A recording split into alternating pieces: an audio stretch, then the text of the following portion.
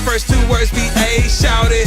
Yeah, say what you want, you know I'm right. You are listening to that Jaws of Life. Kevin Lyles is the founder and chief executive officer of KWL Enterprises, a strategic holding company anchored by the noted brand and talent development firm KWL Management. KWL Management works with entertainers, athletes, models to develop brands, forge partnerships, and cultivate successful careers.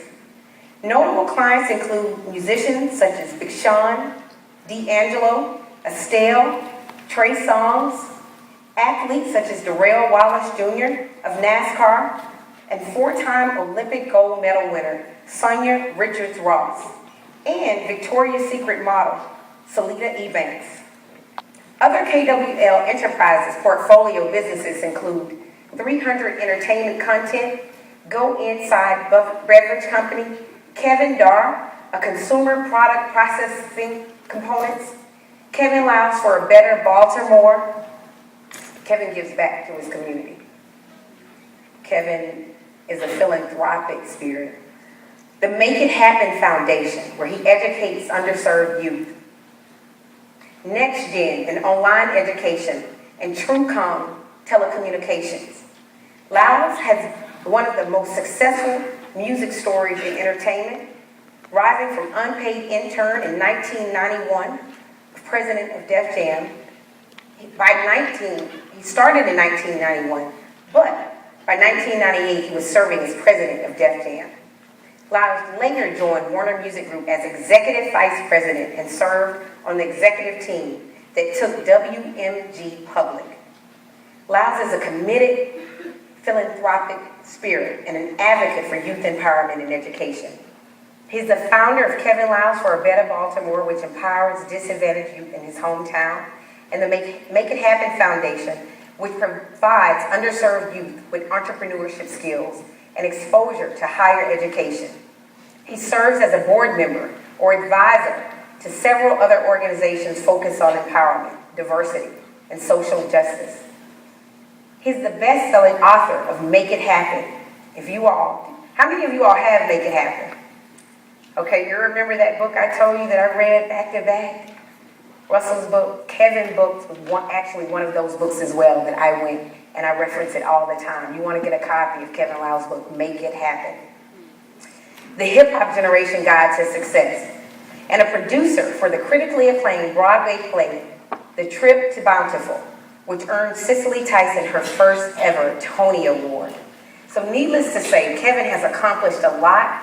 He is still accomplishing, and I am so excited to bring him out. So join me in bringing out Mr. Kevin Lyles.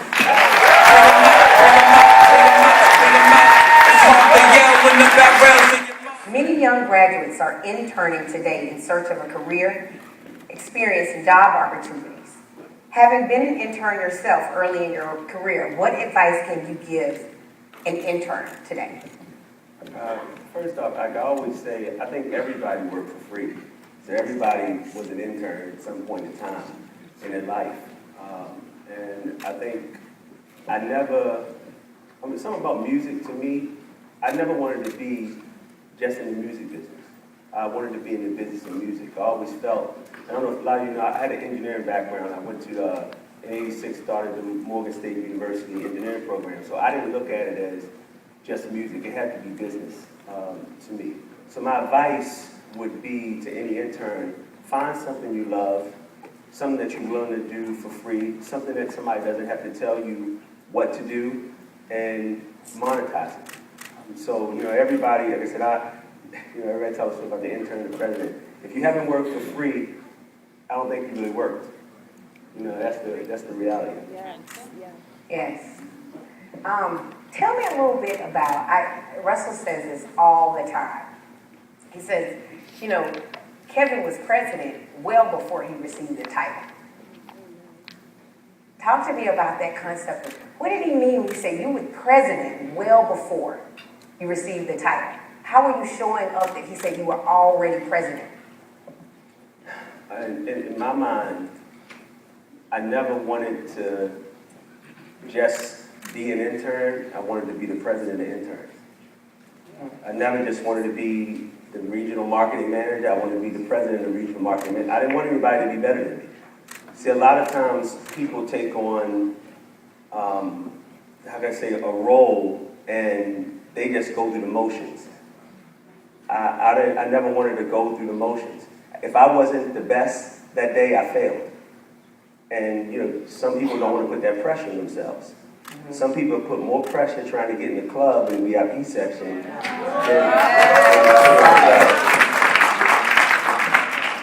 some people will wake up, dress their ass off, and then don't show up for work, really. They show up dressed up, but they don't show up for work. And what I just, you know, and it wasn't about ego, but yeah, it was about ego. You were not going to outwork me. You were not going to out-coffee me. You wasn't out going to be a sneaker me. You weren't going to do anything better than me. Because I knew that, you know, although I think God gives you opportunity a lot of times, sometimes you don't pay attention and you don't have enough faith to know that every day there's an opportunity. And so I just, you know, again, Russell, here's why they made me president. And, you know, if you ask me, or he'll say one thing, Russell say another thing. I was in Baltimore, and every time an artist came through, they would go back to New York and say, yo, y'all ain't doing it like him. He had beer in the tub with ice, he had this here, he had this here. And whatever we needed, he went and got. He had girls over here, he had guys that could take us on the street and do this. And I made the experience, it wasn't about the Def Jam experience, it was the Kevin Lyles experience. So whenever they came through the Mid-Atlantic, I would introduce them to the mayor, or I would introduce them to the governor, or I would take them to a place that no regional is supposed to have this. But I was working on being the president from day one. When I got there, I looked around, I said, I'll tell you a quick story. I know we got to be time. Take your time. So I was interning for a guy named Kevin Mitchell. Kevin Mitchell was from Boston. Kevin said, Kev, I'm having a problem getting into the radio station. Now, I'm the intern guy. I'm probably getting a radio station. I said, but you get the check. So he's having a problem getting into my man's station, Frank Ski. So Frank was in Baltimore. So I called Frank and said, Frank, yo, make me look smart. Let the kid up, whatever, blah, blah. He said, yeah, whatever you want. So the kid got up. And so the next day, Kevin was like, yo, my guy got me into the radio station. He's better than me. This is the guy who I was interning for. So he would let me listen in on conference calls. And again, you never know who's going to be your blessing for that period of time. Yes. And he would let me listen on a conference call, so I had all the knowledge of what was happening around the country. And so when the job opportunity came, I thought it was no way I wasn't going to get that job. He moved up, and I made him look good. He moved up, and so I go up for the interview. Now, you guys know when you go for an interview, you put your suit on, you have your research, and you put the briefcase. So I go up there looking like a nerd. So everybody's laughing at me. You know, people got on T-shirts and jeans, and like 4 or 5 people were interviewing. And I'm like, these guys, they really don't know this what job we going through. I'm like, so this is some homeboy stuff going on here. Oh, so I go into my interview, and I'm pulling out graphs, charts, research, things that I've done over the course of time as an intern. Nobody paid me to do that. It was just how I wanted to present myself. And a lot of people wait for somebody to say they need something. No, I knew what nobody else would do. I had every demographic information. I put together books and charts, and they ain't never seen nothing like this. But still, they said, we'll call you. I'm okay. I'm not upset about it.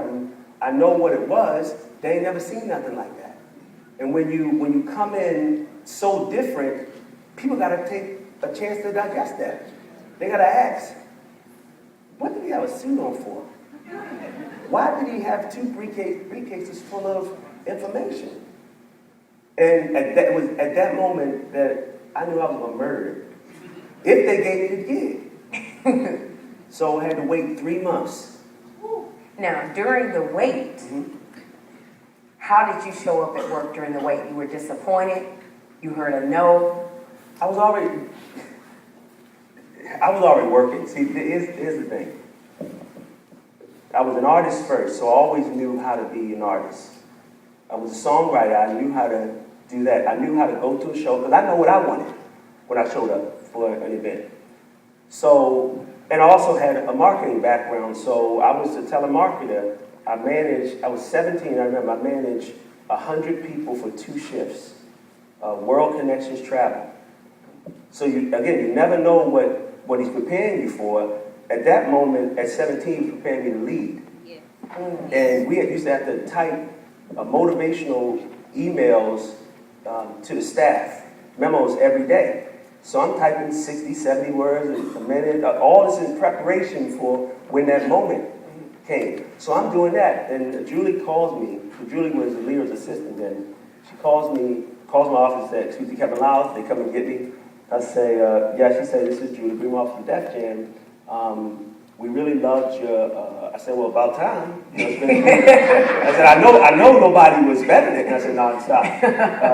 She said, "But we want to offer you $30,000 to come work for us."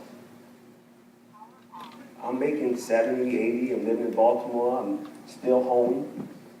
You know, I'm 20 now. I'm still home. My mom, I love my family, so I wanted to stay with them. I could have got out and got my own place, but I like my family.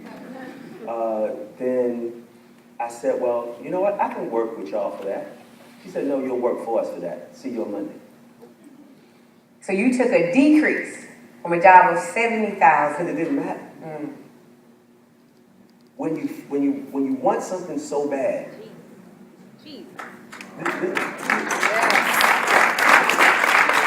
And I'll say something to every woman here first. Yes, preach. Don't want something so bad that you depend on somebody else to give it to you and you don't want it yourself. Yes. You don't work to provide it for yourself. And men, we're natural providers. Your job is to provide.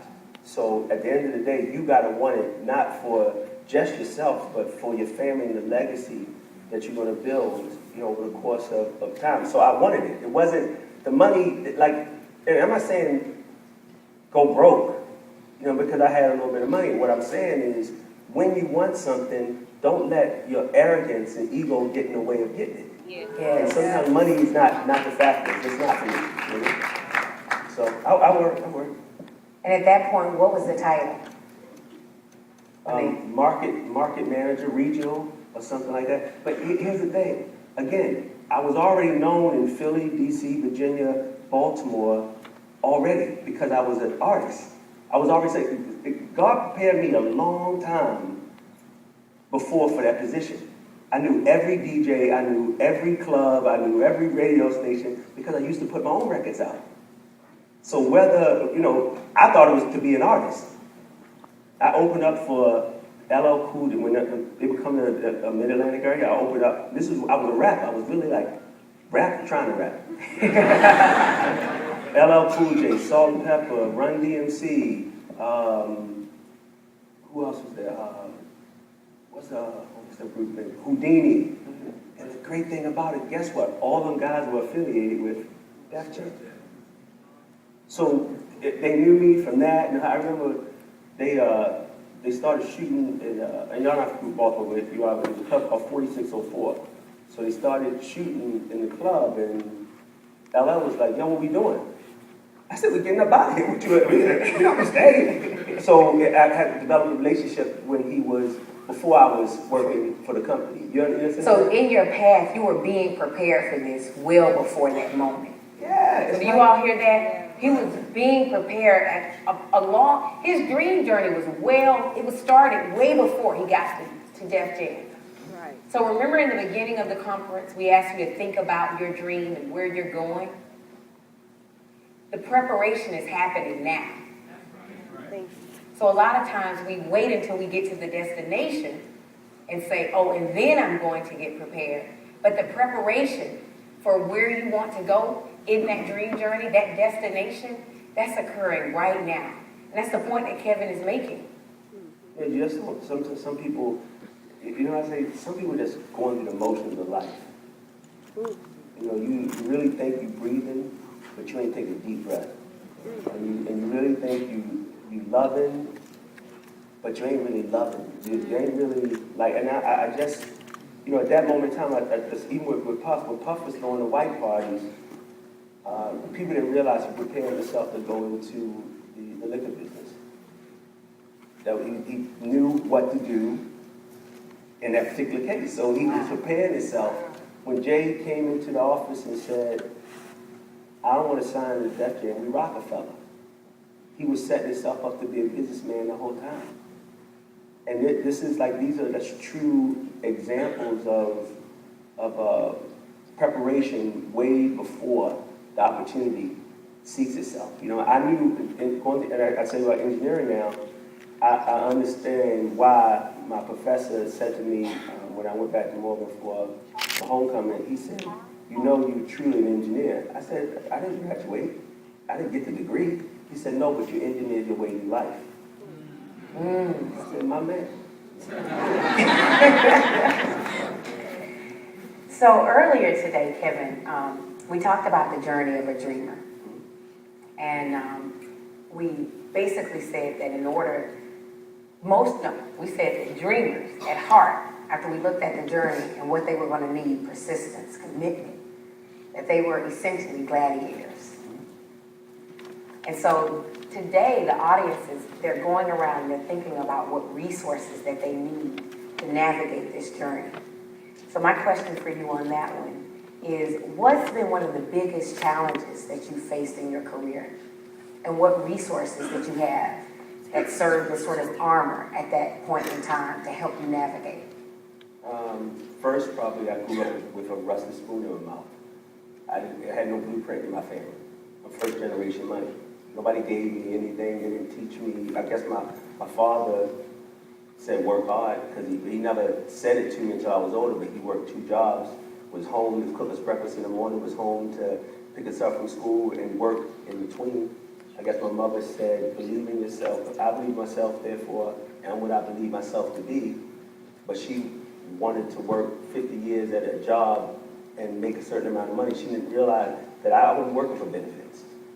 I wasn't working for 50 years for somebody for them just to tell me, oh, you done now.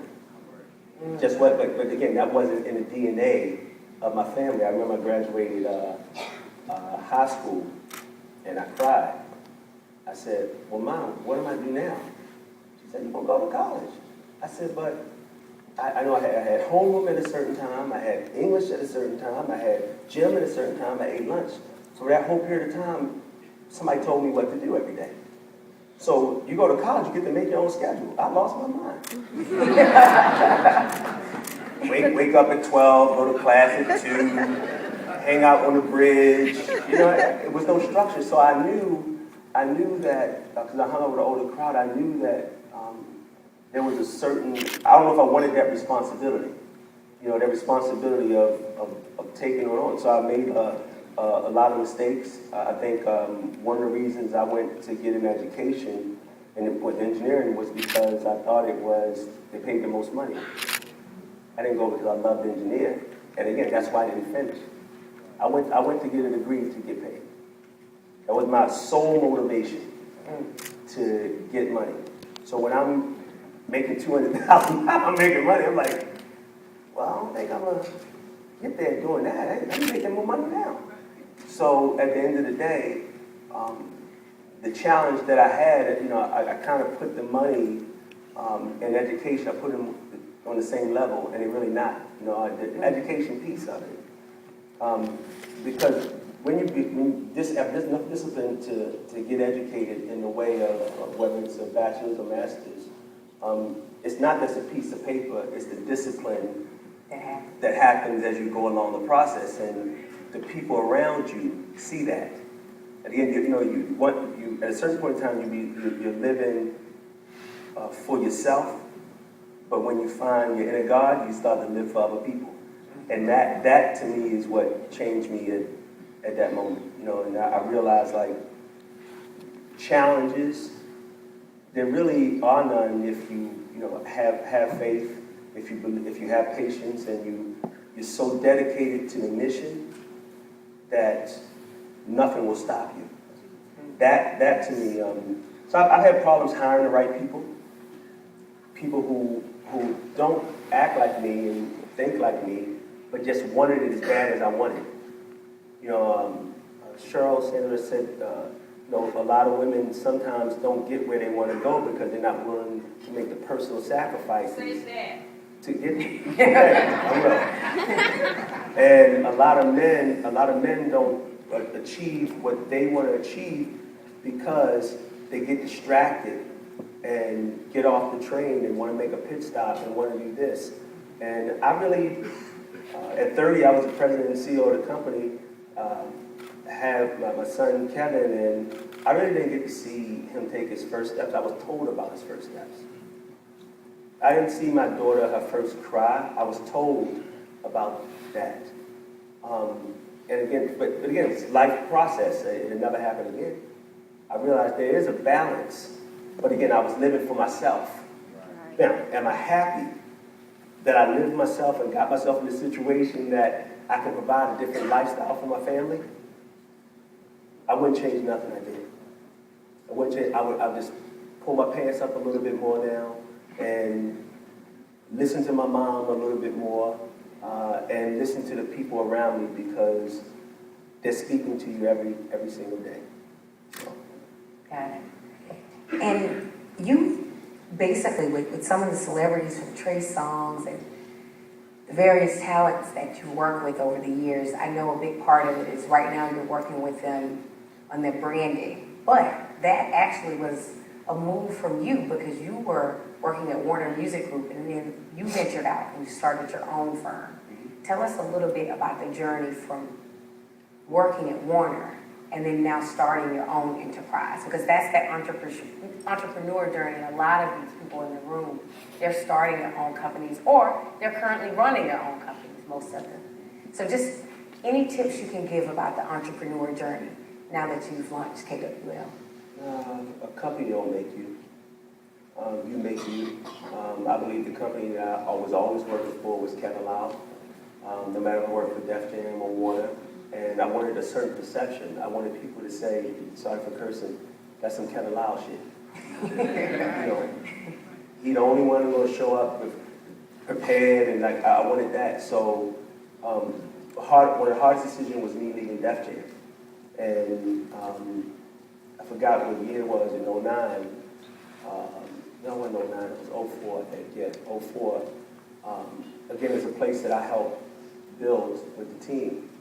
And when I left because I wanted a bigger role in the entertainment industry. I wanted to, like I said, I got my bachelor's at Def Jam. I wanted my master's. I wanted to understand how to take a company private and public, how to be around Bain Capital, Provident, and get these guys to understand there's a couple of us that really you can trust. And I remember, some of you might know, in 2005, or whatever it is, I probably weighed 320 pounds, somewhere around there. And so Lear said to me one day, he said, I want you to know something.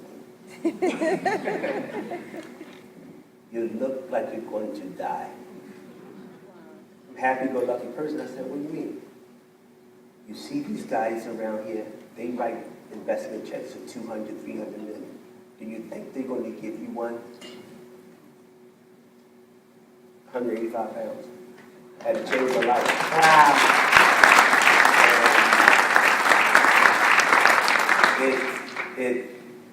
It made me realize something, that your perception might be that you're working as hard as you can, doing everything you can, and you might just need a little angel to say something to you to help give you that extra push.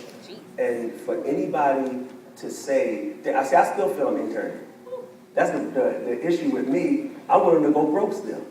Yes. Because I didn't have it before. I'm willing to, if I believe in something, I'm willing to go broke. And guys, trust me, if I ever go broke, it only will be for a little while. Okay. Wow.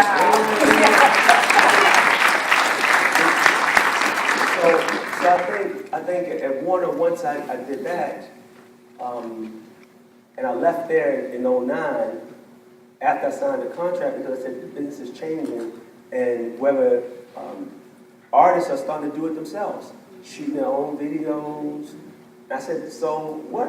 I got to get back next to the talent. I got to get back next to, I don't want to talk to 10 different people. Somebody to tell me, oh, well, we're not going to sign this person. You can't tell me about signing my culture. I have an idea what it is. My batting average is okay. So I didn't want to argue with anybody about anything anymore. I didn't want to have to discuss why I wanted to do something. I said, I put a little money away. I want to just do what I want to do when I want to do it. All right. And that's the sign of entrepreneur. I just want to pose a question by show of hands. How many of you all right now have something that's a part of your dream journey that's been tugging at your heart? And there's been some resistance there, but you feel like it's what you're supposed to be doing. You're in the live if you don't. It's not, I mean, I think about it every day. I say, won't you just go off in the pasture, take off. I just can't do it. My mom said, why do you work so hard? What? I said, man, I don't know any other way. Yes. I just don't know how to turn it off. Yeah. I don't know how to turn it off. And with success comes responsibility. Yes. It just becomes, you have to be willing. I mean, I got a 15-year-old son. It's like, 16 soon, and he got his permit. So it scared me. Like, I don't even know what that means. So I'm going through at that moment now. Like, should you just go and be a good father and or do you owe it to the culture to help you get to where you are to build legacy? Yes. I do it for the culture. And I'm always going to do it for it.